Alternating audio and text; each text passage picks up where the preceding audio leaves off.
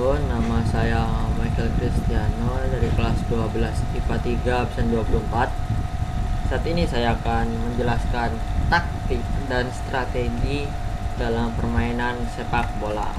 Oke. Untuk yang pertama-tama, taktik dan strategi dalam sepak bola. Yang pertama-tama akan saya jelaskan sepak bola. Apa itu sepak bola? Sepak bola adalah olahraga dalam bentuk permainan. Ada dua tim yang saling berhadapan dengan masing-masing 11 pemain. Untuk dapat mengalahkan lawan, dibutuhkan seorang pelatih yang menjadi pengatur taktik, strategi, dan formasi pemain. Peran pelatih sangat sentral dalam hal ini. Bagaimana dia memilih formasi pemain, membuat taktik dan strategi untuk bisa mengalahkan lawan. Yang kedua akan saya jelaskan yaitu apa itu taktik. Taktik adalah suatu siasat atau akal yang dirancang dan akan dilaksanakan dalam permainan oleh perorangan, kelompok, maupun tim untuk memenangkan suatu pertandingan secara sportif. Pada hakikatnya, penggunaan taktik dalam sepak bola adalah suatu usaha mengembangkan kemampuan berpikir, kreativitas, serta improvisasi untuk menentukan alternatif terbaik memecahkan masalah yang dihadapi dalam suatu pertandingan secara efektif, efisien, dan produktif dalam rangka memperoleh hasil yang maksimal, yaitu sebuah kemenangan dalam pertandingan. Berikutnya, apa itu strategi? Strategi adalah suatu siasat atau akal yang dirancang sebelum pertandingan berlangsung dan digunakan oleh pemain maupun pelatih untuk memenangkan pertandingan yang dilaksanakan secara sportif dan sehat. Strategi mengacu pada gerakan-gerakan yang dibutuhkan dalam pertandingan. Kedudukan strategi dalam olahraga memiliki makna sebagai pendukung aspek taktik olahraga. Dengan demikian, antara taktik dan strategi memiliki perbedaan. Akan tetapi dalam pelaksanaannya keduanya saling berkaitan serta mendukung untuk mencapai tujuan yang sama, yaitu memenangkan pertandingan.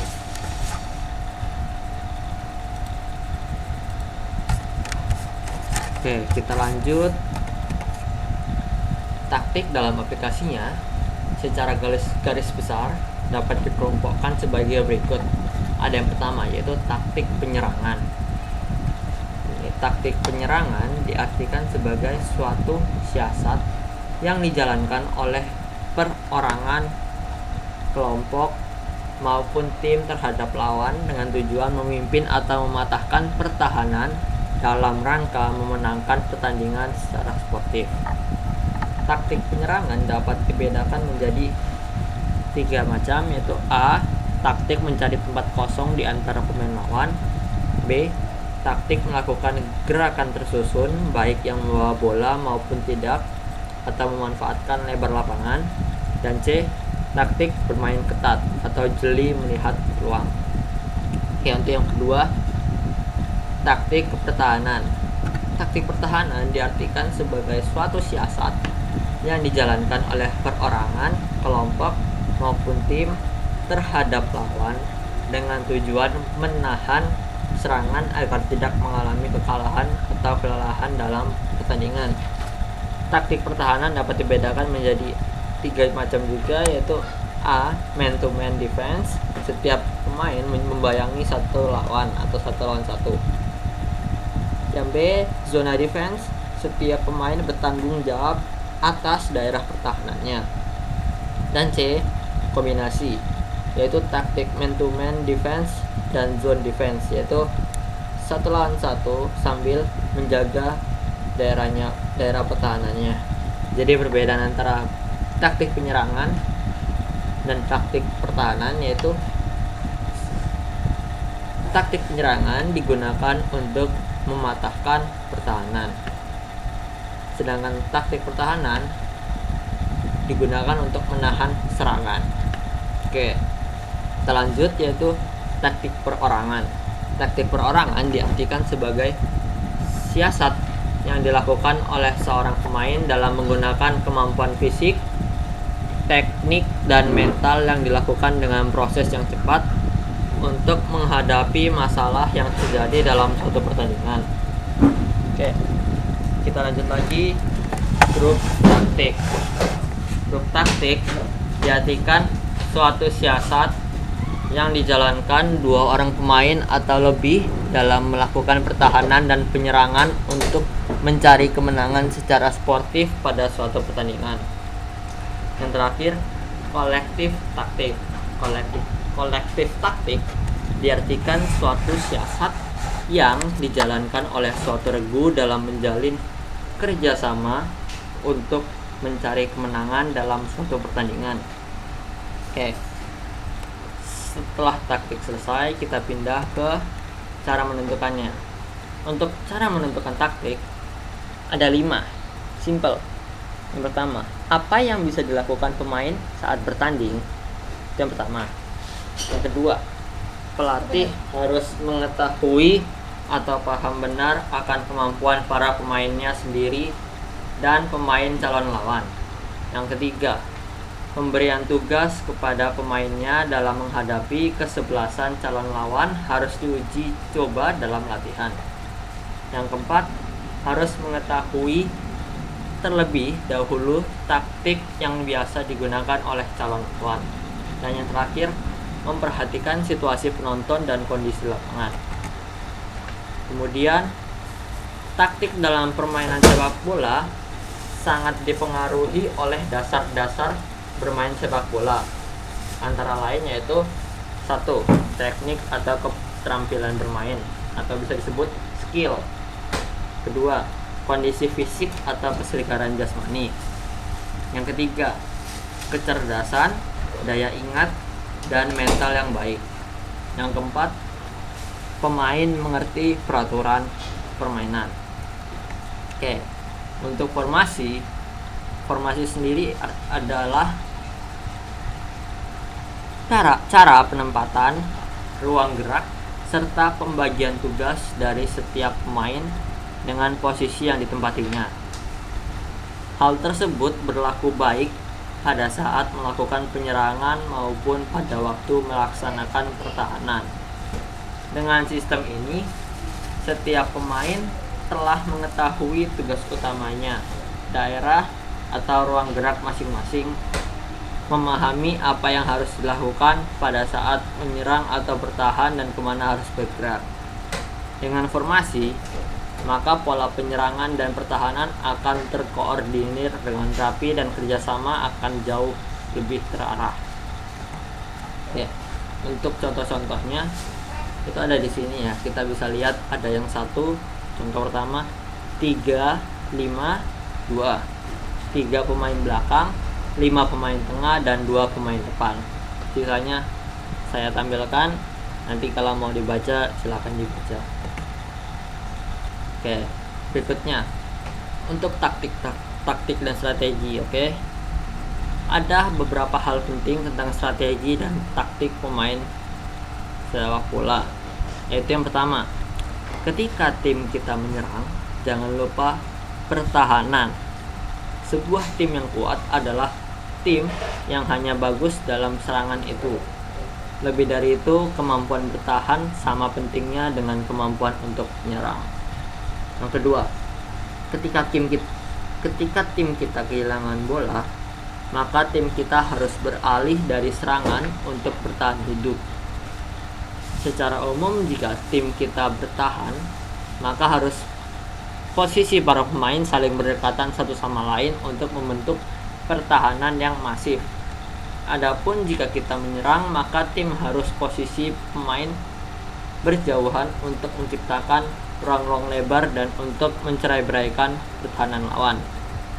Yang ketiga, ketika tim kita bertahan atau kehilangan bola, lebih baik jika kita membayangi lawan kita dengan berdiri di belakang mereka saat mereka akan menuju ke arah kami, dan sehingga ia tidak bisa melarikan diri dari kendali kita karena kita bisa terus melihatnya. Yang keempat, serangan dapat dilakukan dengan 2 cara, yaitu 1. Serangan langsung Dan 2. Serangan tidak langsung. Yang kelima, jika tim Anda ingin membangun serangan dari belakang, maka tim Anda harus memiliki pemain yang cukup terampil dan juga gelandang bisa mengatasi pemain lawan.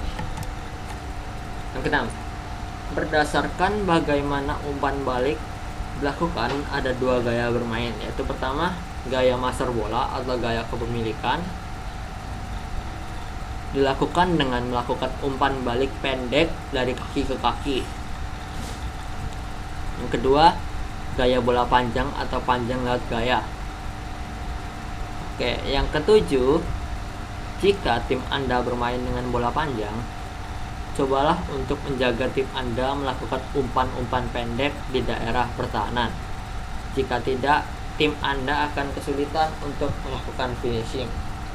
Yang kedelapan, jika pertahanan menentang cenderung maju, sangat baik jika tim kita sering melakukan serangan balik quickly atau cepat. Tetapi jika pertahanan menentang cenderung tetap di belakang dan menjaga kedalaman, sangat baik jika kita menyerang dengan umpan pendek, umpan balik.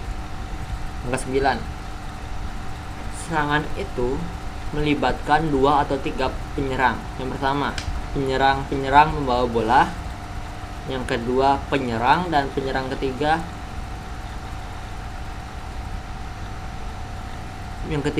penyerang kedua dan ketiga harus berjalan ke depan sekitar 3 langkah lebih jauh lagi daripada penyerang pertama untuk menghindari offside. Yang ke-10, ketika tim Anda untuk menyerang bagian belakang pemain juga harus mendorong ke depan sehingga dapat mendownload serangan dukungan dan melakukan tekanan terhadap bola dan membuat lawan mudah terperangkap offside atau pelanggaran. Tapi ada kesepakatan pemain yang harus memiliki kecepatan yang baik dan stamina. Lebih baik jika tim Anda memiliki seorang penyapu atau sayap. Yang ke-11, ketika tim Anda menyerang dan memasuki daerah lawan, lebih baik untuk memanfaatkan lebar lapangan karena hal ini akan membuat penyebaran pertahanan lawan dan tersebar kesenjangan yang dihasilkan untuk menembus pertahanan mereka. Yang ke-12, jika pemain tim Anda mahir dalam menguasai bola, harap dicatat bahwa di lapangan biasanya terbentuk 2 daerah padat dan daerah kosong.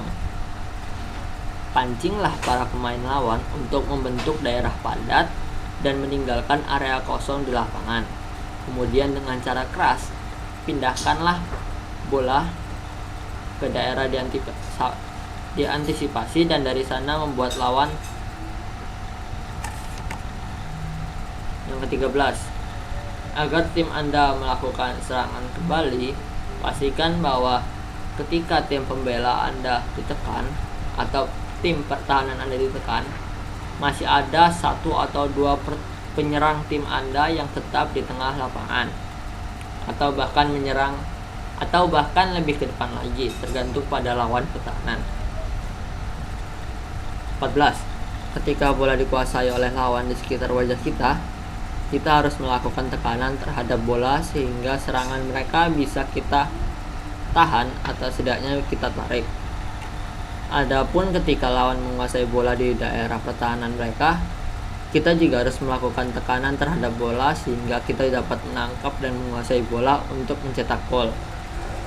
Yang ke-15, dalam permainan, tim kita harus menentukan formasi yang akan dilakukan.